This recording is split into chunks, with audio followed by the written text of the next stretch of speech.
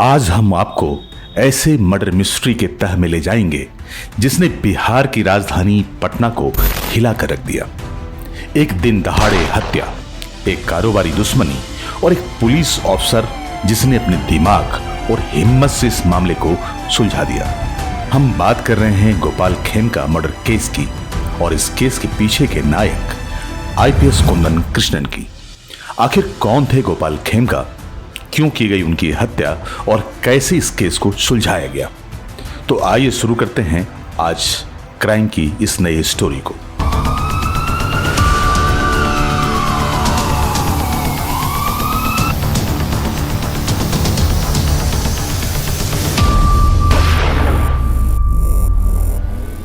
गोपाल खेमका पटना के कारोबारी, गलियों में एक जाना पहचाना नाम, उम्र 64 साल, सरल स्वभाव लेकिन कारोबार में तेज।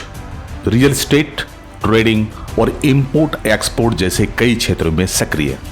शहर में उनकी छवि विवादों से दूर रहने वाले बिजनेसमैन की थी।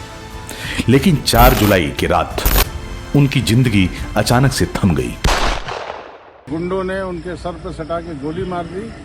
उसके बाद परिवार के सदस्य उनको लेके मेडिवर्सल गए, जबकि उनके घर से 500 मीटर पे के आगे थाना है। तो मशहूर बिजनेसमैन जो हैं पटना के, उनको गोली लगने से उनकी मृत्यु हो गई है। उसी की जांच पड़ताल पुलिस कर रही है। स्पॉट पे है, देखा जा रहा है कि वहाँ पे खोखा और जो है गोली इत्यादि है। पटना के गांधी मैदान इलाके में रात 11:37 में उनकी कार जैसे ही एक मोड़ पर पहुंची, पीछे से एक बाइक आई। बाइक पर सवार 2 युवक तेजी से उनके पास आए और फायरिंग कर 3 गोलियां उनके सीने में और एक सर पर ठोक दिया। गोपाल खेमका की मौके पर ही मौत हो गई। हत्या भीड़ भाड़ वाले इलाके में हुई।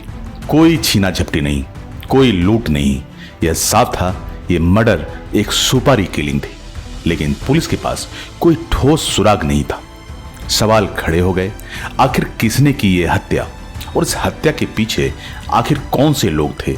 इस हत्या के पीछे आखिर मकसद क्या था? हत्या के बाद पूरे राजनीतिक सर्कल में हड़कंप मच गया। हर जगह, हर मीडिया में एक ही चर्चा कि आखिर गोपाल खेमका की किसने हत्या कर दी। और फिर एंट्री होती है आईपीएस कुंदन कृष्णन की। इस पूरे केस की कमान अंततः आईपीएस कुंदन कृष्णन को सौंप दी गई। वर्तमान में बिहार पुलिस मुख्यालय में एडीजी मुख्यालय के पद पर तैनात कुंदन कृष्णन 1994 बैच के आईपीएस अधिकारी हैं, जिन्हें तेज तर्रार, तकनीकी प्रेमी और ग्राउंड एक्शन के लिए जाना जाता है।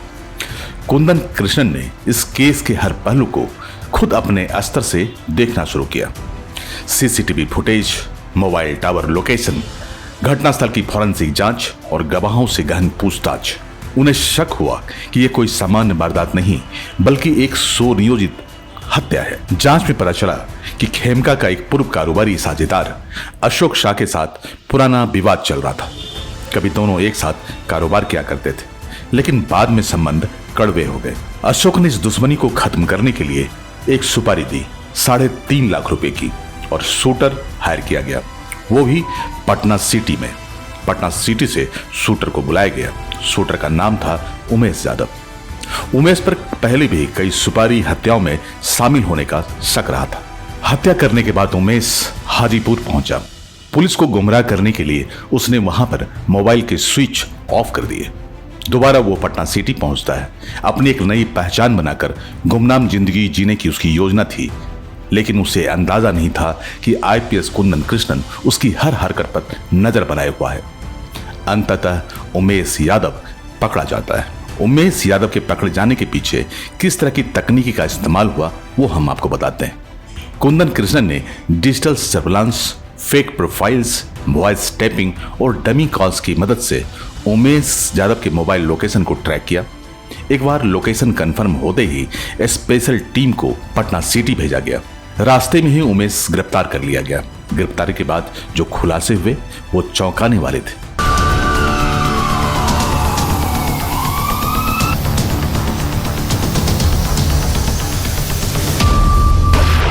उमेश ने बताया कि एक व्हाट्सएप ग्रुप पर उसे खेमका की तस्वीर, कार का नंबर और रूट की जानकारी भेजी गई थी। इस ग्रुप को ऑपरेट स्वयं अशोक शाह कर रहा था। शूटर पकड़ा गया है। हम लोग के पास पुख्ता सबूत है कि यही शूटर है। कौन उसको पैसा दिया, अशोक साव पैसा दिए, इसका भी पुख्ता सबूत है। मैचिंग है, बरामदगी भी है, बैलिस्टिक मैच भी हो जाएगी प्रॉपरली।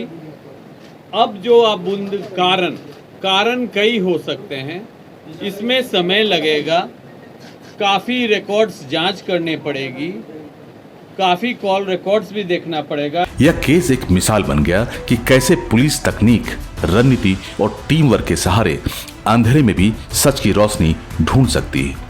और इस सफलता के पीछे थे आईपीएस कुंदन कृष्णन। तो आइए जानते हैं कि आईपीएस कुंदन कृष्णन आखिर कहां के रहने वाले हैं। कहा जाता है कि आईपीएस कुंदन बिहार के नालंदा से ताल्लुकात रखते हैं। 1994 में इन्होंने आईपीएस के एग्जाम पास किए। दिल्ली यूनिवर्सिटी से इन्होंने स्नातक किया था। फिर यूपीएससी में इनका चयन किया गया। अंततः ये आईपीएस बनते हैं और इन्हें मिलता है बिहार कैडर। इनकी विशेषताओं के बारे में अगर आप जाने तो नक्सल अभियान, साइबर क्राइम, माफिया नेटवर्क ध्वस्त करना, ये तमाम चीजें इनके साथ जुड़ी हुई हैं।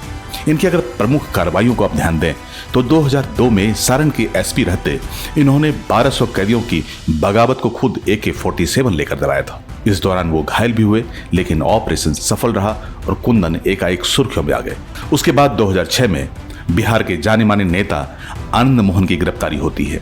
पटना के एसएसपी रहते बाहुबली आनंद मोहन को कुंदन कृष्णन ने गिरफ्तार किया था। इसके बाद कुंदन कृष्णन केंद्रीय प्रतिनियुक्ति पे गए। 2021 से लेकर 2024 तक वो केंद्रीय प्रतिनियुक्ति पर बतौर आईपीएस काम करते रहे। कलकत्ता के आरजी मेडिकल कॉलेज की सुरक्षा का जिम्मा भी इनके ही जिम्मे था।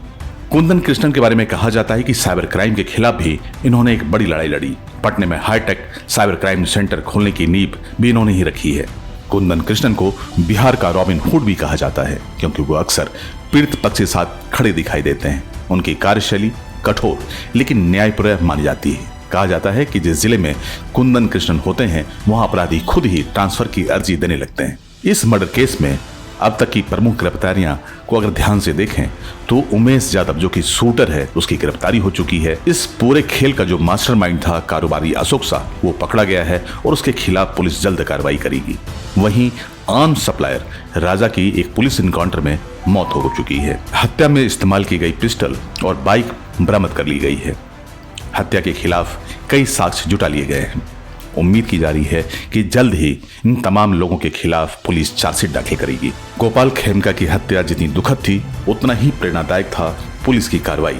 आईपीएस कुंदन कृष्णन ने दिखा दिया कि जब नीयत साफ हो और नेतृत्व मजबूत हो तो अपराध चाहे जितना गहरा क्यों ना हो उसकी जड़ें उखाड़ी जा सकती हैं। जनता को सिस्टम पर फिर से भरोसा दिलाने वाले ऐसे अफसर बिहार की असली ताकत है।